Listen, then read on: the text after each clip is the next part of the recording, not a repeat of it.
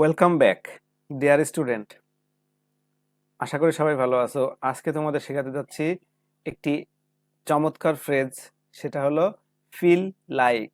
এর ব্যবহার তোমরা দেখে থাকবে অনেক পরীক্ষায় এটা হয়ে থাকে। তাছাড়া কনভারসেশনে আমরা কথোপকথনে এটা অহরহই ব্যবহার করে থাকি। এর দেখো, ফিল লাইক এর অর্থ কি? কোনো কিছু করতে চাওয়া বা করতে ইচ্ছে করা। কোনো কিছু করতে চাওয়া বা করতে ইচ্ছে করা বোঝাতে ফিল লাইক ফ্রেজটি ব্যবহৃত হয়। ওদের চমৎকার ফ্রেজ। তো তোমরা ক্লাসটি স্কিপ না করে আমার সাথে থাকবে।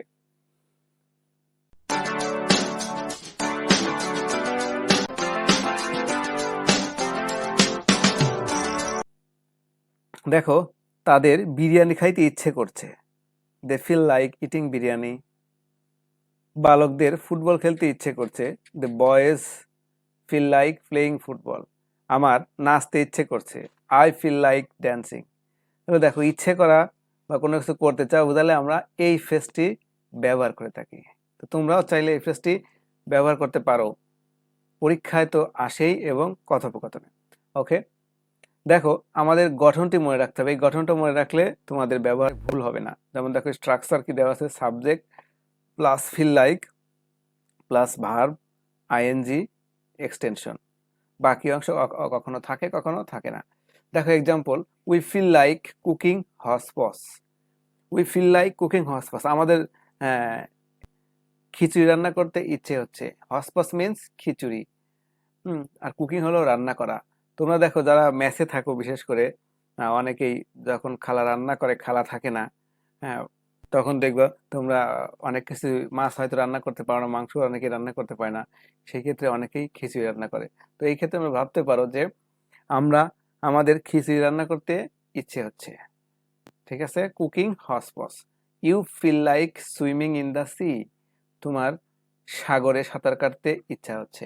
দেখো, ফিল লাইক এখানে সাবজেক্ট উই, ফিল লাইক, তারপরে কুক ভার্বের সাথে আইএনজি কুকিং, তারপরে এক্সটেনশন হলো হসপস। এবার দেখো, সাবজেক্ট ইউ ফিল লাইক, তারপরে সুইম ভার্বের সাথে আইএনজি, তারপরে ইন দা সি হলো এক্সটেনশন। ওকে, পরের বাক্য দুটো দেখো, I feel like making a website. আমার একটি ওয়েবসাইট বানাতে ইচ্ছে করছে। ওয়েবসাইট, তাহলে এখানে দেখো ফিল লাইক এর পর মেকিং। ওকে, এরপর দেখো, I feel like watching English movie. আমার ইংলিশ সিনেমা বা ইংলিশ মুভি দেখতে ইচ্ছে করছে। এখানে তুমি ইচ্ছে করতে বোঝালে তোমার যা কিছু ইচ্ছে করে, সেই ক্ষেত্রে তোমরা এই ফিল লাইক ফ্রেজটি ব্যবহার করতে পারো। এটা অনেক পরীক্ষাতেও এসে থাকে। তো দেখো ডিয়ার লার্নার্স, এটি নেগেটিভ বাক্যেও ব্যবহৃত হয়, শুধু অ্যাফার্মেটিভই না বা পজিটিভই না, এটা নেগেটিভ বাক্যেও কিন্তু ব্যবহৃত হয়ে থাকে। যেমন দেখো, I don't feel like having a cup of tea. দেখো, হ্যাভিং এখানে বোল্ড করা ওয়ার্ড, ফিল লাইক এর পরে হ্যাভিং। আমার এক কাপ চা খেতে ইচ্ছে করছে না, অর্থাৎ আমার এখন চা খেতে ইচ্ছে করছে না। তাহলে এটা নেগেটিভ অর্থে ব্যবহৃত হয়। Setu does not feel like eating meat. Setu মাংস খেতে ইচ্ছা করছে না, সেতুর মাংস খেতে ইচ্ছা করছে না, মানে সেতু এখন মাংস খাবে না, তার মাংস খেতে ইচ্ছা করছে না। তাহলে দেখো, এখানে নেগেটিভের ক্ষেত্রে আমরা ডন্ট বা ডাজ নট পেলাম, এটা হলো অতিরিক্ত একটা অংশ। তো আমরা কি বুঝলাম? যে এটি অ্যাফার্মেটিভে বসে, নেগেটিভে বসে, অর্থাৎ কোনো কিছু ইচ্ছা করা বোঝাতে আমরা এই ফ্রেজটি আমাদের কথোপকথনে ব্যবহার করতে পারি, এবং আমরা গ্রামার আইটেমেও এটা ব্যবহার করতে পারি, এবং আমার এই গ্রামার আইটেমও আমাদের এসে থাকে।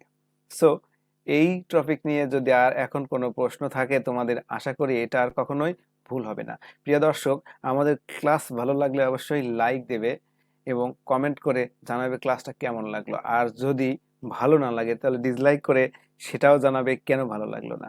জাস্ট তোমাদের জন্যই আমাদের এই প্রসেসটা। সো আমাদের সাথেই থাকবে এবং সাবস্ক্রাইব তো করবেই আমাদের চ্যানেলটি। ওকে, তো আজকের মতো তোমরা সবাই ভালো থাকো। Tata, bye bye.